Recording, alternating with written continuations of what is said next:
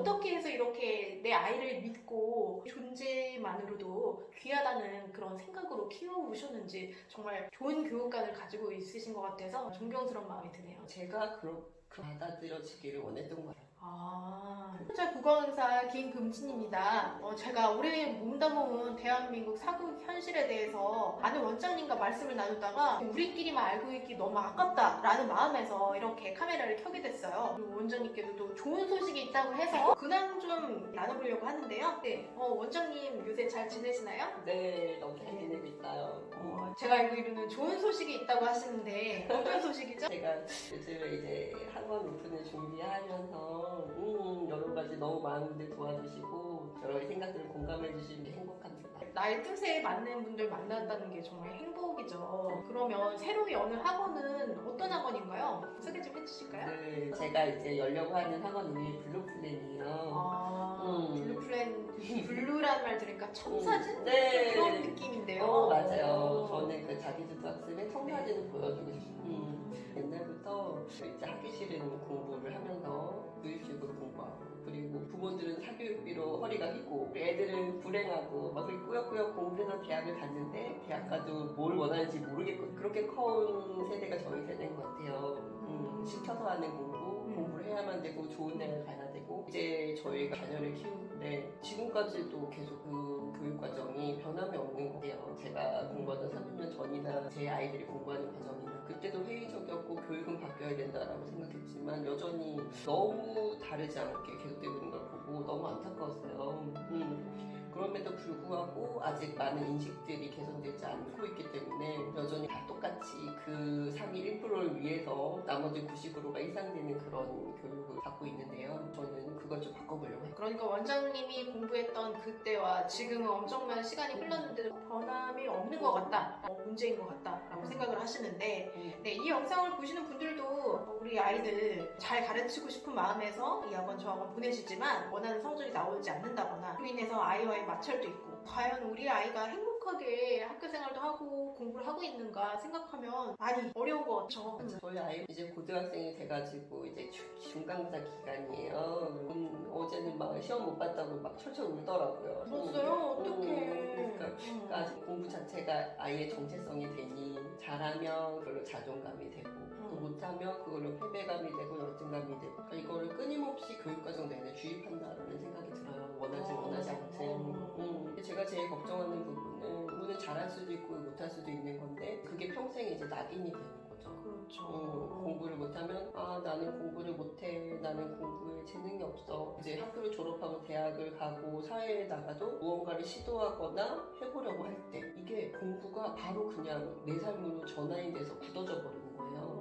나는 이걸 잘할 수 없을 것 같아. 이렇게 돼서 아예 시도해보지조차 못하는 그런 사람이 돼버리는 거죠. 그러니까 제가 제일 걱정하는 거는 공부 자체를 잘하고 못하고의 문제가 아니라 이게 사람의 인식에 파고들어 버려서 평생의 패배감으로 가는 거죠. 공부 잘하는 것과 또 사회에서 성공하는 건 전혀 별개 문제라고 생각하거든요. 그리고 교육과정은 나중에 성인이 되어서 내가 원하는 꿈 펼쳐지기 위한 자양분이 되어야 하는데 이미 아이들이 대학 입시를 치르면서 이제 1%를 제외한 나머지 아이들이 다 패배자가 되어버려 이런 구도인 거죠. 그럼 아이들의 자존감이 이미 낮아질 대로 낮아지고 깨어질 대로 깨어져서 더 이상 뭘 시도하거나 새롭게 도전하거나 아니면 나만의 무언가를 추구하는 게 불가능해져 버린 사람이 되어버린 것 같아요. 그러니까 이 과정보다는 결과 중심으로 평가하는 환경 사회에서 만약에 그게 그냥 학교의 성적으로만 끝나면 괜찮은데 물론 그래도 아이는 상처가 되겠지만 이게 사회에 나와서도 낮은 자존감에 열등감을 불러일으키는 게 문제인 것 같아요. 아이네요. 그렇죠. 어느 집에 어느 아이가 귀하지 않은 아이가 없는데 왜 우리는 그 아이들을 모두 같은 잣대로 넣어놓고 여기까지 가지 못하면 나머지는 왜 난 패배감을 안고 살아요? 제가 자랄 때도 그게 제일 의문이었고 그게 몇십 년이 지나 지금까지도 지속되고 있다는 거 사실 부모님의 인식이 약간 바뀌고 있는 거는 해요. 아이가 행복해지는 공부를 그런 공부를 어떻게 할 수 있는 거예요? 일단 제가 우리나라 교육에 너무 이제 회의를 느끼고 제가 잠깐 아이를 데리고 캐나다에 갔다 있어요. 애가 6학년 때 캐나다에 갔는데 그냥 노베이스로 그냥 집어넣었어요. 처음에 애가 막 울죠. 막 하나도 못 알아듣고 다 나 빼고 다 영어로 얘기하는데 안 그랬다고 난리가 났죠. 그래서 제가 그랬어요. 아무것도 하지 말고 앉아만 있어라. 그냥 밥만 먹고 와도 되고 멍 때리고 와도 된다. 아무 상관없다. 그냥 1년에 그냥 앉아만 있다가 여기 한국으로 가면 된다. 이렇게 설득을 했어요. 그리고 지금 어중간하게 한국 돌아가면 유급이다. 1년을 끌어야 된다. 그러고 싶지 않으면 그냥 앉아만 있어. 엄마 너한테 아무것도 안 바래. 공부 잘하는 거 바라는 것도 아니고 여기서 영어를 뭐 엄청나게 잘하기를 바라는 것도 아니고 그냥 있어봐 한번. 이 영어라는 환경 속에서 한번 지내봐. 그럼 다 처음부터 잘하는 사람은 없잖아. 이렇게 설득해서 아이를 잘 넣었죠, 학교에. 이제 유학 생활을 결정을 했을 때 조급한 마음도 들잖아요. 성과를 얻어야 된다는 그런 생각도 있을 텐데도 불구하고 앉아만 있어도 된다라는 말씀이 저는 진짜 와닿았는데 쉽지는 않지만 내 아이를 믿는 마음이 있으시기 때문에 앉아만 있어도 된다라고 해주셨던 것 같아요. 어떻게 해서 이렇게 내 아이를 믿고 존재만으로도 귀하다는 그런 생각으로 키워오셨는지 정말 좋은 교육관을 가지고 있으신 것 같아서 존경스러운 마음이 드네요. 제가 그렇게 받아들여지기를 원했던 거예요. 저희 때도 그렇고 지금도 그렇지만 성적으로 이제 다 평가를 받는 거잖아요. 그게 너무 불합리하다고 생각했어요. 너무 의아했어요. 그렇게 인정되어 버리는 사회 자체가 내가 바꿀 수 있는 힘은 없었기 때문에 그 안에서 할 수 있는 걸 하고 자라왔던 것 같아요. 내가 아이를 낳고 키울 때쯤에는 좀 많이 변했겠지 희망을 가졌던 것 같아요. 내 아이들이 클 때쯤에는 이런 것들이 많이 개선될 거야 라고 생각했는데 정작 제가 결혼을 하고 아이를 낳고 키워보니 똑같은 거예요. 어떤 면에서는 저희 때보다 더 심해. 전 수능 세대거든요. 뭐 내신이 좀 안 좋고 하더라도 수능에 어쨌든 해서 점수를 내면 좀 뒤집을 수 있는 여지가 있었단 말이에요. 그게 많이 어려워진 것 같아요. 전형 너무 복잡하고 수시로 거의 들어가면서 저희 때보다 더 어려워졌다는 생각이 들거든요. 제가 수학을 가르치는데 아이들은 더 많이 어려워하고 문해력이 안 되니까 수학이 안 풀리고 오히려 더 그런 것 같아요. 옛날에 팔자로 된 걸 읽었잖아요. 그런데 이제 영상 세대가 되면서 아이들이 문제 해석이 안 돼서 수학 문제 못 푸는 아이가 많아요. 아이들의 해석 능력은 떨어지는데 프레셔는 더 높아지고 사회가 원하는 기준은 더 높아졌어요. 왜 우리는 끊임없이 공부를 향해 달려가고 있지? 그리고 왜 90%의 아이들은 패배감을 안고 열등감을 안고 공부와 상관없이 시작되는 모든 챌린지에 아무것도 도전하지 못하고 패자로 살아가는가? 거기에 대한 안타까움이 너무 컸던 것 같아요. 학령 인플레이션이 너무 심각해지면서 우리 아이들이 이렇게 열심히 공부해도 결국은 내 존재의 가치가 보장받지 않는 그런 데에서 오는 좀 회의감이 크셨던 것 같네요. 그렇기 때문에 캐나다에 가서는 이 아이 존재만으로도 귀하다는 생각을 가지셨고 그런데 왜 캐나다에서 계속 학업생활을 이어가지 않으시고 접으셨다고 했는데 왜 그랬을까요? 제로 베이스로 갔던 그 아이가 한 학기가 지나고 좀 많이 아이가 좀 변한다 이런 생각을 많이 했어요. 그러면서 이제 한 학기 끝나고 상담을 받는데 학교에 아니 아이가 오늘 엑설런스 말이 안 나와. 말도 못하는 애가 캐나다의 교육 그러니까 아이를 절대적으로 평가하지 않고 아이가 여기에서 얼마큼 성장했느냐에 따라서 평가를 매기는 거예요. 아이가 제로 베이스니까 올라갈 때가 많은 거예요. 그래서 모든 영역에 엑설런스를 받은 거죠. 근데 얘가 그만큼 발전했다는 거에서 큰 점수를 준 거예요. 거기에서 너무 감동했거든요. 제가 정말 너무 받고 싶었던 교육이었고 해주고 싶었던 교육이 여기 있구나 이런 생각을 많이 했어요. 한국에 돌아와서 인격적 이민을 해. 내가 이제 여기서 애들 키워야겠다. 근데 그 사이에 아무도 예상치 못한 코로나가 너무 안타까웠겠어요. 마음을 먹으셨는데 그런 상황이 일어나면 정말 어쩔 수 없는 거잖아요. 원래 학생 스터디 퍼밋이 1, 2주면 나오거든요.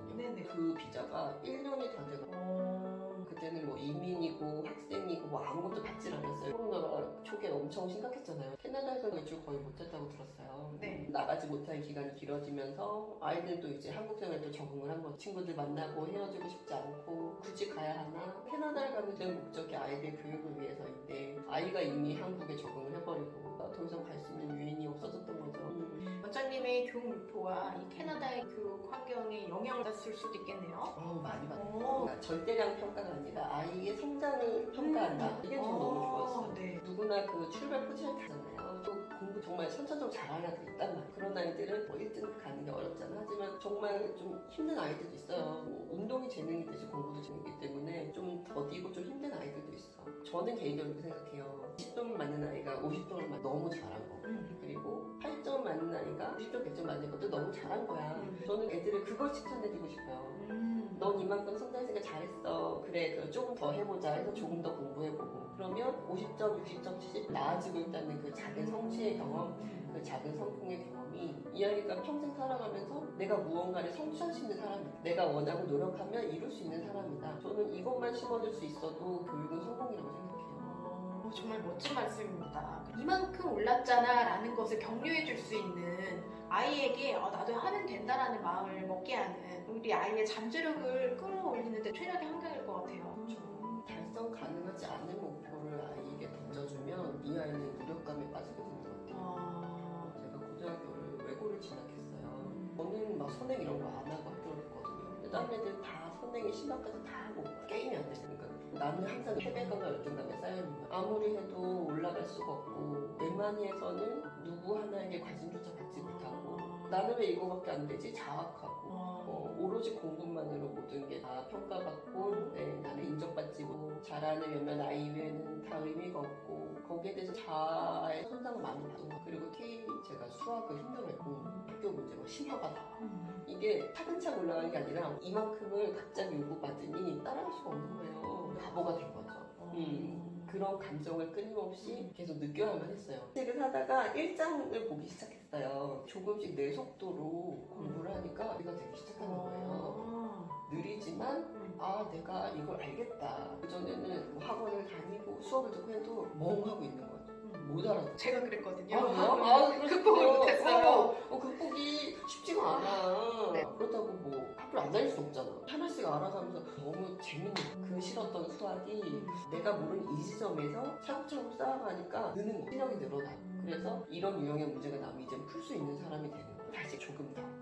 그런 식으로 하면서 2년 동안 방황하고 몰랐던 아무리 학원을 다니고 과외를 하고 뭘 해도 안 됐던 수학이 내 수준에서 하나씩 해나가니까 저는 수학보다는 영어나 국어를 잘하는 사람이에요. 네. 그런데 수학을 가르치시잖아요. 근데 수학은 내가 되게 고생했고 이렇게 올라가는 거를 성취감을 되게 크게 느꼈기 때문에 이에 대한 기쁨이 큰 거예요. 그리고 아이들이 수학을 조금 알게 되고 잘하고 이런 거에 대한 기쁨이 큰 거예요. 내가 못했다가 극복하고 해결해 나가는 그 과정이 너무 기쁨이 때문에 헤매는 아이들에게 이 기쁨을 주고 싶다. 저는 국어를 가르치게 된 게 고등학교 1학년 때 국어 선생님을 좋아해서 진짜 맞아. 사람이 좋으니까 과목도 좋아하고 맞아. 선생님이 그런 좋으면 계기였는데 선생님은 그런 좋아함보다는 그런 내 성장의 모습에서의 성취감에서의 기쁨 그러면 아이들에게도 그런 기쁨을 충분히 주실 수 있겠네요.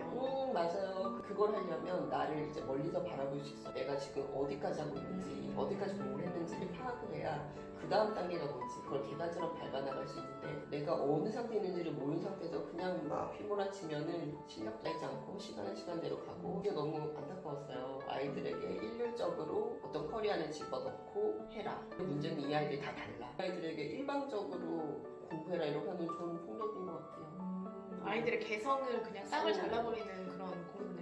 이 아이 수제 만든 걸 주면 얘는 할 수 있는 아이인데 이 아이가 할 수 없는 거를 던져주고 왜 못하는 해내는 형국인 거죠. 제가 그랬고요. 내가 받아왔던 교육이 아닌 새로운 교육인데 개성을 살려주고 성취도를 맛보기 위해서는 현재 수준을 알아야 되는데 수준 진단도 되고 맞춤형 공부가 가능하겠네요. 앞으로 그런 자기주도 학습 생각하고 있는 학습 모델 뭐 있으면 소개해 주실까요? 저는 아이들이 자기 수준에 맞는 공부 분량과 맞는 지점을 알고 거기서부터 한 단계씩 걸어간다면 해낼 수 있다고 생각해요. 그 아이의 의지가 있다면 아이들이 그걸 성취하면서 기쁨을 느끼고 수업에 들어온 아이들에게 이 아이가 아무리 작은 성취를 했어도 칭찬해 주려고 해요. 이만해서 너 정말 잘했구나. 정말 훌륭하다. 힘들었을 텐데 3밖에 할 수 없는 아이가 4랑 5를 해왔는데 칭찬받아야죠. 왜 우리는 열심히 해서 5를 만든 아이한테 왜 너는 7, 8이 되지 못하니? 라고 왜 혼내는지 맞아요. 저는 그게 너무 속상한 거예요. 그러면 7, 8까지 가기는커녕 5도 안 한다고 포기해버리고 그래서 저는 이 아이가 어디에서 어떤 취급을 받았던지, 뭐 학교에서 너는 왜 이렇게 공부를 못해? 집에서 왜 넌 이거밖에 못하니? 이런 말을 들었던 아이들이라도 저한테 와서 칭찬받고 잘할 수 있다고 격려받고 거기서 그 아이가 좀 살아났으면 좋겠어요. 그러면 아이가 칭찬을 받으려면 뭐 외부의 이러한 보살핌도 필요하고 그 아이를 지속적으로 지켜보는 힘도 필요한데 아이 내면에도 좀 어떤 코어가 길러져야 되잖아요. 그것을 위해서 또 생각하시고 있는 게 있을까요? 일단 제가 학습 유형 검사 있어요. 아, 그래서 그 네. 아이에게 맞는 방법을 조금 제시해 줄 수 있겠죠. 아이마다 다 성취도도 다르고 성격이 있는 것 같아요. 공부에 네. 이를테면 이렇게 왔다 갔다 해야 환기가 되고 빨리빨리 이제 회전이 되는 아이들을 뇌를 집중할 수 있는 시간을 주면 이 아이는 그게 효율이 더 올라가요. 그런데 이제 가만히 쭉 있어야 되는 아이에게 자꾸 혼란을 주면 얘는 그것 때문에 또 흐트러져. 그러니까 아이들마다 다 성격이 다르기 때문에 사람 성격 다르듯이 공부 성격도 거기에 맞는 것들을 이제 좀 가이드를 해주고 학습유형 검사에 부모 검사도 같이 들어가야 더 많은 시너지를 낼 수 있어요. 저한테 와서 공부를 한 아이들의 시간도 물론 소중하지만 한정돼 있어요. 만날 수 있는 시간 자체가 길지 않기 때문에 집에서 부모님과 가족들과 지내는 시간이 굉장히 많죠. 학원에 보냈으니까 알아서 해주시겠지가 아니라 아이가 더 많은 시간을 보내는 집에서도 뭐 부모님께서도 내 아이에게 계속 관심을 가질 수 있는 그런 환경을 생각하고 계시네요. 저 자신이 되게 공부 방법론 되게 찾고 싶기 때문에 그런데 여러 가지 공부 방법론들 중에 결론은 저는 결국 책인 것 같아요. 수학 문제를 제대로 이해하려면 순간적인 논리 회전력이 있어야 되거든요. 문해력 말씀하셨던 것이 다시 떠오르네요. 원장님과 함께라면 그런 문해력도 길러주고 메타인지라고 해서 나의 수준도 판단할 수 있고 아이 스스로가 주인되어 있는 공부를 하면서 성취감을 얻을 수 있고 부모님 계속 관심을 가질 수 있게끔 해주시고 정말 제가 학생이랑 다니고 싶은 그런 학원의 느낌이 나는데요. 학원 이름이 블루플랜. 네, 그 원장님의 교육관을 하게 되는 아이들은 정말 인생의 청사진을 그릴 수 있을 거라는 그런 기대가 드는데 저의 꿈입니다. 네네 그렇습니다. 제가 이렇게 몸담은 교육 현장에 대해서 이 원장님과 함께 더불어 좋은 말씀 나눴고요. 아이들이 주인이 되고 우리 아이들이 행복해질 수 있는 교육 환경에 대해서 앞으로도 지속적으로 얘기를 나눠보려고 합니다. 자, 관심 많으신 분들의 시청을 바랍니다. 마무리 그거 해야 되나요? 좋아요. 좋아요. 네, 여러분 좋아요와 좋아요와 네 구독 눌러주세요. 다음에 봬요. 감사합니다.